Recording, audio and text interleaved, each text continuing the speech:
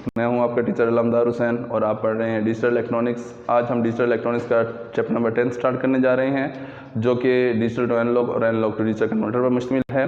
ठीक है, ये chapter examination point of view से बहुत ज़्यादा अहम है। इन दो टॉपिक्स में से एक टॉपिक लाजमी आता है, तो अच्छे तरीके से आप इसे समझ लेंगे। और इसकी अहमियत इस लिहाज से भी बढ़ जाती है कि यही दो topic same to same telecommunication में भी हैं, और टेलीकम्युनिकेशन में फिर हम ये चैप्टर नहीं पढ़ेंगे, सेम यही चैप्टर टॉपिक्स उसमें भी हो जाएंगे। ठीक है, तो सबसे पहले हम पढ़ने जा रहे हैं डिजिटल टू एनालॉग कन्वर्टर।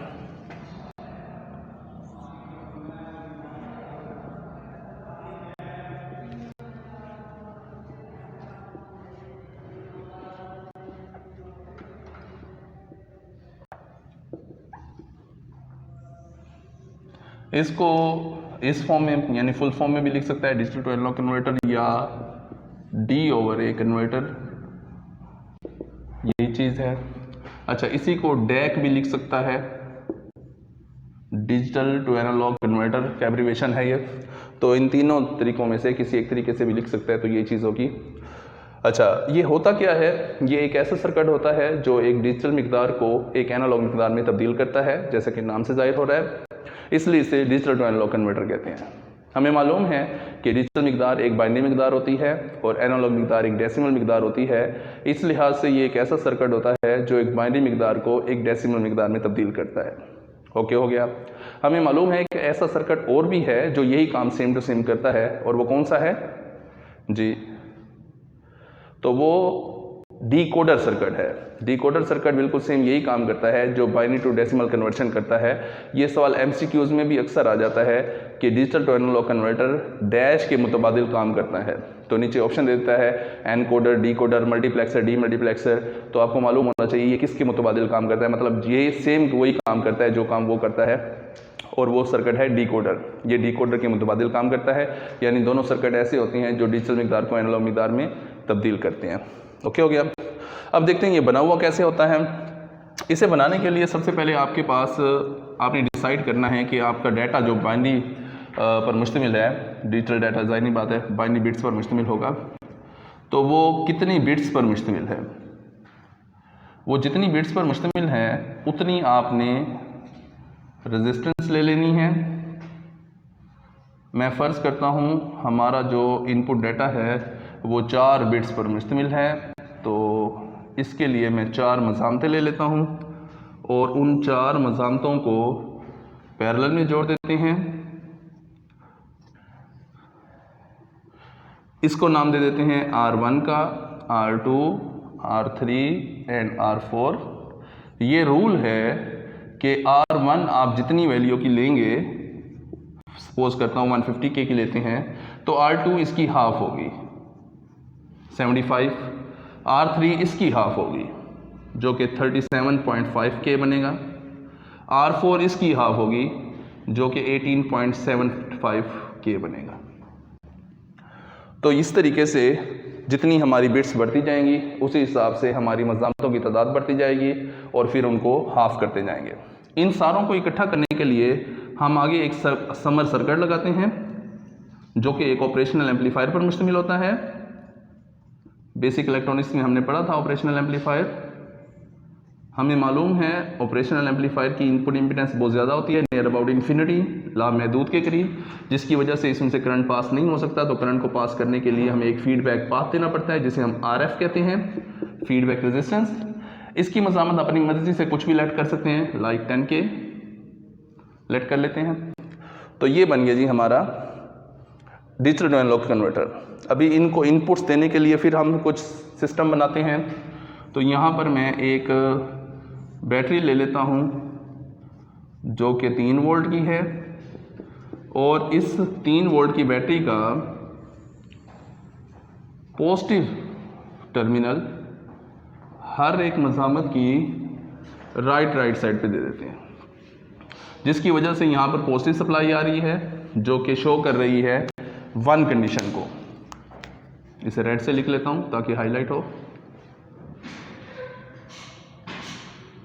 ये 1। जबकि इन मज़ामतों की लेफ्ट साइड पर एक एक कॉन्टैक्ट लेता हूँ जो कि किसी भी सप्लाई से नहीं जुड़े हुए, जिसकी वजह से ये शो करने हैं 0 को,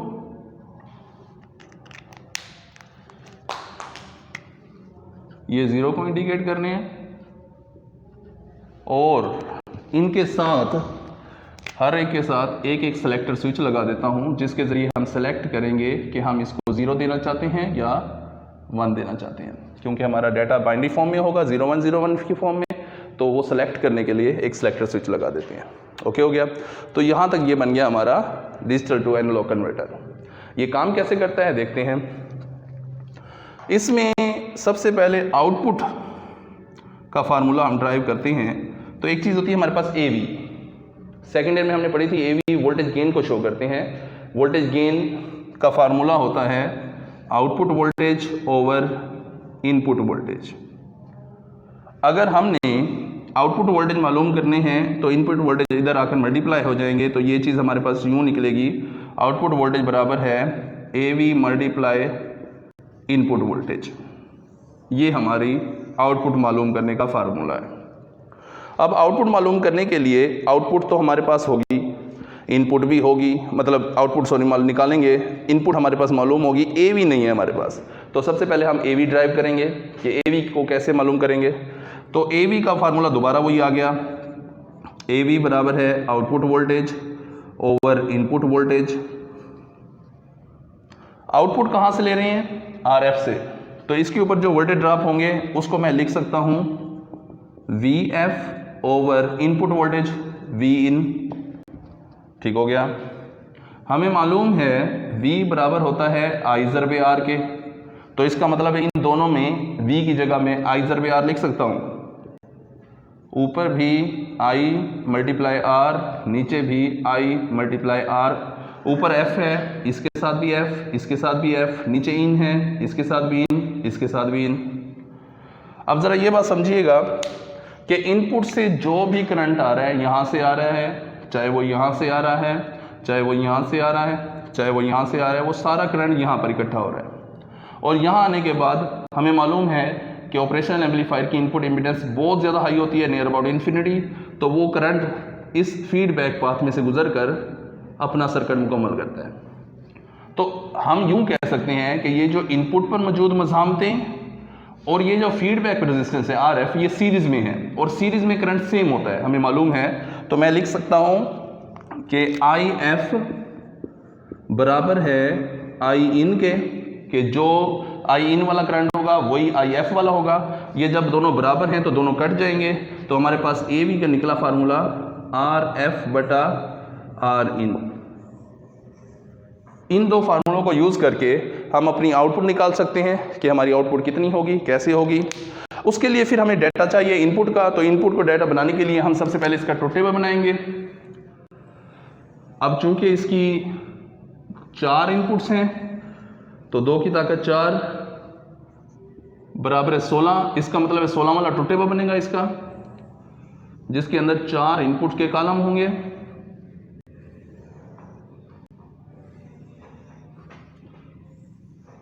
A, B, C, D और ये आउटपुट। अब इसको 16 की तारों में डिवाइड कर देते हैं।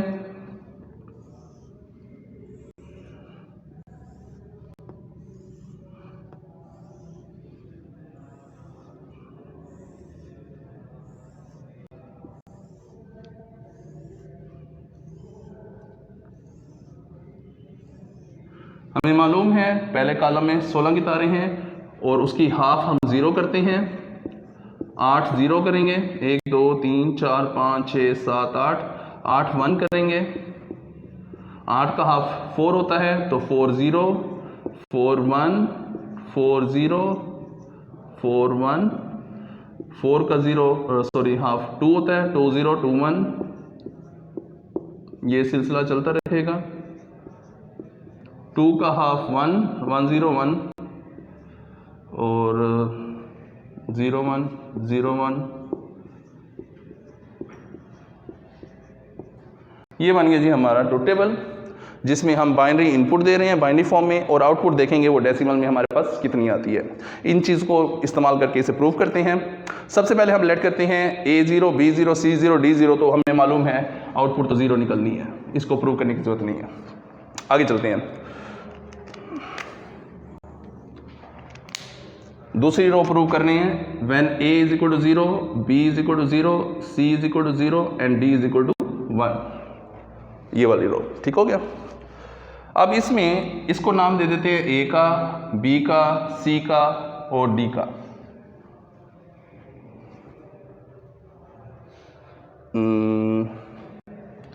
बल्कि इसको नाम दे देते हैं A का, ज़रा आसानी हो जाएगी। इसको B का, इसको C का, इसको D का। ठीक है।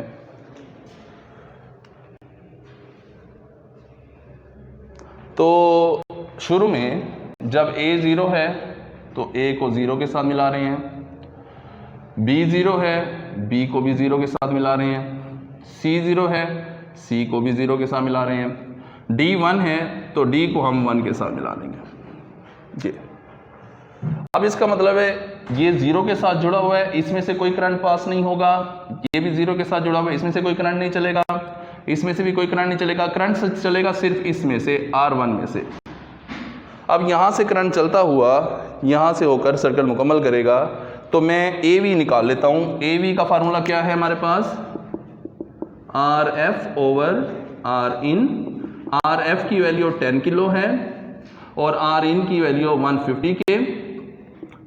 जब 1/15 को डिवाइड करेंगे तो ये निकलेगा हमारे पास, हाँ जी, तो जब हम 10 को डिवाइड करते हैं 150 से तो ये हमारे पास आंसर आता है 0.066 एंड आउटपुट बराबर है AV multiply input voltage. AV की वैल्यू निकली है 0.066 मल्टीप्लाई इनपुट वोल्टेज हमारे पास यहाँ पर हैं 3 वोल्ट। इनको जब मल्टीप्लाई करेंगे तो ये निकलेंगे हमारे पास 0.18 जो कि नियर अबाउट 0.2 वोल्ट के हैं। तो यहाँ पर हम पुट कर देते हैं 0.2 वोल्ट। बिल्कुल सेम अगली रो प्रूव कर लेते हैं। अगली रो में A0 B0 C1 D0 है, तो A0 B0 C1 and D0। अब हम A को 0 के साथ जोड़ना है, 0 के साथ जुड़ा हुआ है, B 0 के साथ जोड़ना है, 0 के साथ जुड़ा हुआ है, D C को 1 करना है तो C को अब हम 1 के साथ जोड़ देंगे, और D को 0 करना है तो D को 0 के साथ। अब इसका मतलब है करंट सिर्फ गुजरेगा इस मज़ामत में से और किसी से नहीं गुजरेगा। तो AV मालूम कर लेते हैं।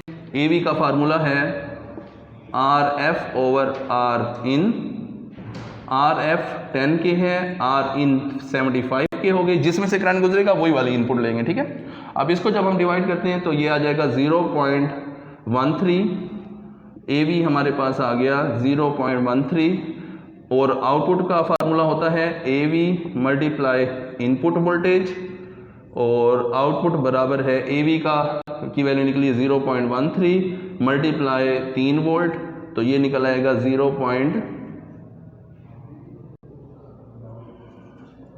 0.4 वोल्ट नियर अबाउट। तो हम आउटपुट वही जगह पे लिख देंगे 0.4 वोल्ट। अब मेरे पास स्पेस नहीं है जिसमें हम तीसरी इनपुट को प्रूव कर सकें, तो ज़रा आप इसे गौर से देख लें। ठीक है, मैं मिटाने लगा हूँ। ठीक हो गया। चलें, ये वाला पोर्शन मैं इसका रेज कर देता हूँ। यहाँ पर हम इसकी तीसरी रो प्रूव कर देंगे।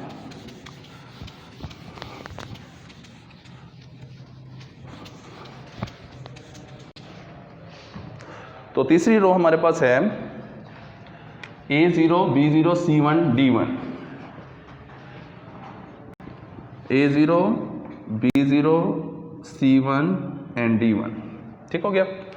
तो अब हम C और D को 1 के साथ जोड़ेंगे, बाकी दोनों 0 के साथ जुड़े रहेंगे। ठीक हो गया। अब इन दोनों में से करंट गुजरेगा, तो अब दोनों में से करंट जब गुजरेगा तो इनपुट मज़ामतें हमारे पास 2 हो गई हैं Rin। अब हम इनमें से किसको लें? अगर इसको लेते हैं इसके साथ जाती है, इसको लेते हैं एज ए इनपुट तो इसके साथ जाती है। तो हम किसी के साथ जाती नहीं करते, हम इन दोनों का रिजल्टेंट निकाल लेते हैं, टोटल इनपुट निकाल लेते हैं, रेजिस्टेंस उसको फीड कर लेंगे। तो हमारे पास AV का फार्मूला है output RF over Rin। RF तो हमारे पास 10K है, बट Rin अभी हमने निकालनी है, तो सबसे पहले Rin निकाल लेते हैं। और ये दोनों पैरेलल में आपस में, तो पैरेलल में निकालने का Rin निकालने का formula 1 over Rin over 1 over R1 plus 1 over R2 होता है। ये वाला है 1 ओवर Rin, R1 की वैल्यू 150K और R2 की वैल्यू 75K। दोनों का एलसीएम ले लेते हैं तो 150K आएगा। यहाँ पर 1 plus 2 is equal to 1 over Rin। जब Rin ऊपर जाएगा तो ये भी उलट हो जाएगा, 150K ऊपर चला जाएगा, 150K, और उसके नीचे 2 और 1 3K आ जाएगा। इनको काटेंगे तो ये Rin आ जाएगा 50K, 3 से काटेंगे तो इनकी रिजल्टेंट निकल आई है 50K। अब AV निकाल सकते हैं, उसका फार्मूला है RF ओवर Rin। RF हमारे पास 10K है और Rin 50K हो गई है। जब इनको काटेंगे तो 0.5 निकलेगा, गालबन 0.5 निकलेगा, 0.2 निकलेगा, हाँ। अच्छा, अब आउटपुट वोल्टेज का फार्मूला है AV multiply input voltage. Output voltage बराबर है AV निकला 0.2 और इनपुट है 3 वोल्ट, इनको मल्टीप्लाई करेंगे तो ये हमारे पास निकल आएगा 0.6 वोल्ट। तो यहाँ पर हम पुट कर देंगे 0.6 वोल्ट। इस तरीके से हम देखते हैं, हम बाइनरी फॉर्म में डाटा दे रहे हैं और डेसिमल फॉर्म में हमें डाटा मिल रहा है। तो इस तरीके से ये एक ऐसा सर्किट है जो एक बाइनरी मिकदार को डेसिमल मिकदार में तब्दील करता है। मतलब ये एक ऐसा सर्किट है जो एक डिजिटल मिकदार को एनालॉग मिकदार में तब्दील कर रहा है। इसके साथ साथ हम ये देखते हैं कि हर एक आउटपुट के अंदर जो डिफरेंस है वो 0.2 वोल्ट का है। तो बाकी सारों को प्रूव करने की बजाय हम खुद से ही उसको पुट कर लेंगे 0.2 का डिफरेंस डालकर। ये 0.8 हो जाएगा, ये 1.0 हो जाएगा, 1.2, 1.4, 1.6, 1.8, 2.0, 2.2, 2.4, 2.6, 2.8 एंड 3.0। ठीक हो गया। तो इस तरीके से ये एक ऐसा सर्किट है जो एक बाइनरी मिकदार को एक डेसिमल मिकदार में तब्दील करता है, इसलिए इसे डिजिटल टू एनालॉग कन्वर्टर कहते हैं। दूसरा जब टॉपिक शुरू करने जा रहे हैं जो कि एनालॉग टू डिजिटल कन्वर्टर है, और ये एक ऐसा सर्किट होता है जो एक एनालॉग मिकदार को डिजिटल मिकदार में तब्दील करता है। हमें मालूम है एनालॉग मिकदार डेसिमल मिकदार होती है जबकि डिजिटल मिकदार एक बाइनरी मिकदार होती है। लिहाजा ये एक ऐसा सर्किट होता है जो एक एनालॉग मिकदार को डेसिमल मिकदार को बाइनरी मिकदार में तब्दील करता है। हमें मालूम है एक और सर्किट भी ऐसा है जो यही काम करता है सेम टू सेम, और वो सर्किट है एनकोडर। एनकोडर भी एक ऐसा सर्किट होता है जो डेसिमल मिकदार को बाइनरी मिकदार में तब्दील करता है। तो अक्सर ये सवाल MCQs में आ जाता है सवाल पेपर में कि analogue to digital converter dash circuit के मुतबादिल काम करता है। नीचे 4 ऑप्शन दे देता है, एनकोडर, डीकोडर, मल्टीप्लेक्सर, डीमल्टीप्लेक्सर। तो आपको मालूम होना चाहिए कि ये एनकोडर के मुतबादिल काम करता है, यानी जो काम एनकोडर करता है वही काम ये करता है, एक डेसिमल मिकदार को बाइनरी मिकदार में तब्दील कर देगा। अब देखते हैं ये कैसे है। इसकी वैसे बहुत सारी इकसाम होती हैं, ठीक है। तो आपके कोर्स में सिर्फ इसकी एक ही किस्म है, वही पढ़ने जा रहे हैं जो सिंपल, इसे हम कहते हैं एनालॉग टू डिजिटल कन्वर्टर। और इसकी ब्लॉक डायग्राम होती है, तो पहले ब्लॉक डायग्राम बनाते हैं और साथ साथ मैं इसको एक्सप्लेन भी करता जाऊंगा। सबसे पहले इसे बनाने के लिए हमारे पास एक वोल्टेज कंपैरेटर होता है जो कि वोल्टेज का मुआवजना करता है। इसकी 2 इनपुट्स और 1 आउटपुट होती है।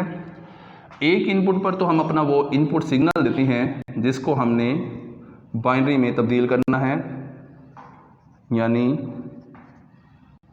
डिजिटल फॉर्म में तब्दील करना है, ठीक है। ये मैंने यहाँ पर अपनी मर्जी से 3 वोल्ट की बैटरी लगा दी और इसे वेरिएबल मैंने रखा है ताकि मैं इसके वोल्टेज वेरी कर सकूँ अपनी ज़रूरत के मुताबिक, और फिर मैं देखूँगा उसका रिजल्ट आउटपुट पर क्या निकलता है बाइनरी फॉर्म में। जबकि दूसरी इनपुट इसकी अभी फिर ही खड़ी है, वो देखते हैं वो कैसे होते हैं। उसके बाद इस वोल्टेज कंपैरेटर की आउटपुट पर हम लगा देते हैं एक एंड गेट।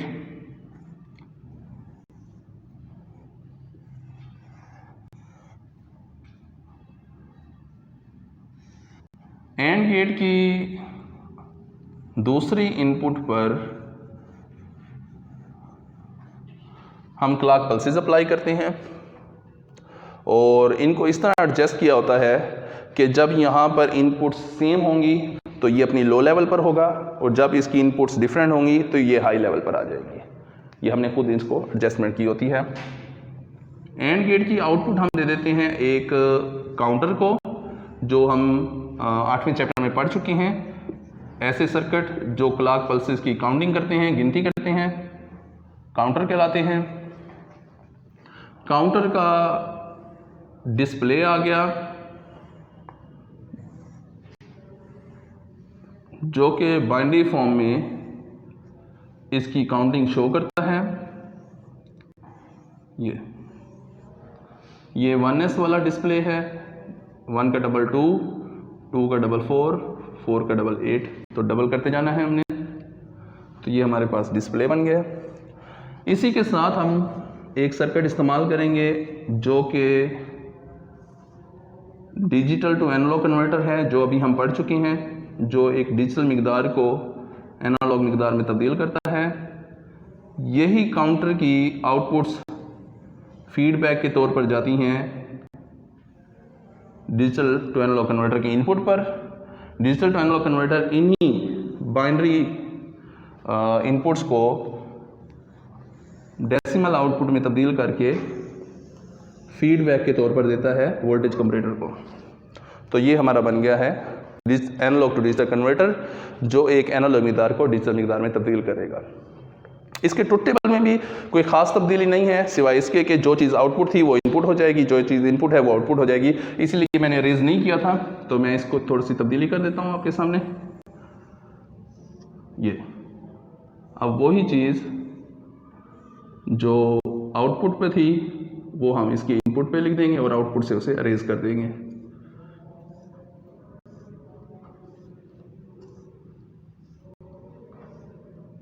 ये 0 वोल्ट, 0.2 वोल्ट, 0.4 वोल्ट, 0.6, 0.8, 1.0, 1.2, 1.4, 1.6, 1.8, 2.0, 2.2, 2.4, 2.6, 2.8 एंड 3.0।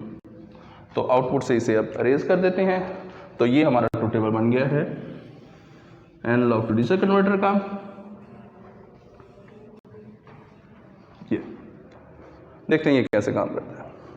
सबसे पहले हम फर्ज करते हैं हमारे काउंटर ने कुछ भी काउंट नहीं किया हुआ, तो इसने 0 0 0 0 काउंट किया हुआ है। सारी इसकी काउंटिंग 0 हैं। ये 0 0 काउंटिंग जा रही है फीडबैक के तौर पर डिजिटल टू एनालॉग कन्वर्टर की इनपुट पर। और हमें मालूम है पिछला ट्रुथ टेबल अभी आप याद होगा आपको कि जब इनपुट 0 0 0 0 होती है तो आउटपुट 0 वोल्ट मिलते हैं। ये 0 वोल्ट फीडबैक के तौर पर आती हैं यहाँ पर। उस वक्त तक यहाँ पर हम 0.1 वोल्ट दे चुके होते हैं। जैसे ही 0.1 वोल्ट देते हैं, इन दोनों में डिफरेंस है, इसकी आउटपुट हाई, लेकिन इसको इस तरह एडजस्ट किया है कि यहाँ पर ये 0 लेवल पर होगा। 0 1 ज़रब खाएगा 0, काउंटर को क्लॉक पल्स नहीं मिली, इसने गिनती नहीं की। जैसे ही इसके वोल्टेज बढ़कर 0.2 वोल्ट होते हैं तो इन दोनों में डिफरेंस है, तो इसकी आउटपुट हाई हो जाएगी। चूंकि यहाँ पर जुफ्त डिजिट आ चुका है तो ये इसकी आउटपुट हाई हो जाएगी। 1 स्टेट आ गई, 1 1 ज़रब खाएगा 1, काउंटर को पहली क्लॉक पल्स मिल गई और ये उसकी गिनती करेगा और 1s को हाई कर देगा। 1 तक गिनती हो गई, बाकी सारे 0। तो हमने डिजिटल फॉर्म में 0.2 वोल्ट दिए, बाइनरी फॉर्म में हमें आउटपुट मिली 1 0 0 0। जब यही 1 1 0 0 फीडबैक के तौर पर डिजिटल टू एनालॉग कन्वर्टर की इनपुट पर जाती है तो ये उसे 0.2 वोल्ट देता है। 0.2 वोल्ट यहाँ पर आते हैं, 0.2 और 0.2 में फ़र्क है नहीं है, तो ये 0 पर आ गया। जैसे इसे 0.3 वोल्ट देते हैं तो ये इन दोनों में फ़र्क है, ये दोबारा से हाई स्टेट पर आ गया, लेकिन चूंकि यहाँ पर ताक डिजिट है तो ये लो स्टेट पर आएगा। 0 1 ज़रब खाएगा 0, काउंटर को क्लॉक पल्स नहीं मिली, इसने गिनती नहीं की। दोबारा से जैसे ही इसके वोल्टेज बढ़कर 0.4 वोल्ट होंगे, 0.4 और 0.2 में डिफरेंस है, जिसकी वजह से इसकी आउटपुट हाई रहेगी, जबकि यहाँ पर इवन डिजिट आने की वजह से इसकी आउटपुट हाई हो जाएगी। तो 1 1 ज़रब खाएगा 1, इसे दूसरी क्लॉक पल्स मिल गई, इसने दूसरी तक गिनती कर ली। 2 तक गिनती करने के लिए 2s को हाई करेगा और बाकी सारे 0 रहेंगे, तो 2 तक गिनती हो गई। इसी तरीके से ये जब 0 0 1 0 फीडबैक के तौर पर डिजिटल टू एनालॉग कन्वर्टर की इनपुट बच जाएगा, तो ये उसे आउटपुट पर 0.4 वोल्ट देगा। वो 0.4 वोल्ट जब इनपुट पर आएंगे तो इन दोनों में कोई डिफरेंस नहीं है, इसकी आउटपुट 0 हो जाएगी। जैसे ही इसके वोल्टेज 0.5 वोल्ट होंगे, दोनों में फ़र्क है, इसकी आउटपुट हाई हो जाएगी। और ये चूँकि ऑड डिजिट है तो ये लो स्टेट पर होगा। 0 1 ज़रब खाएगा 0, इसे क्लॉक पल्स नहीं मिली, इसने गिनती नहीं की। जैसे ये इवन डिजिट पर आएगा 0.6 पर, इन दोनों में पहले से ऑलरेडी फ़र्क है तो आउटपुट हाई रहेगी। और चूँकि इवन डिजिट आ गया तो ये 1 स्टेट पर आ जाएगा।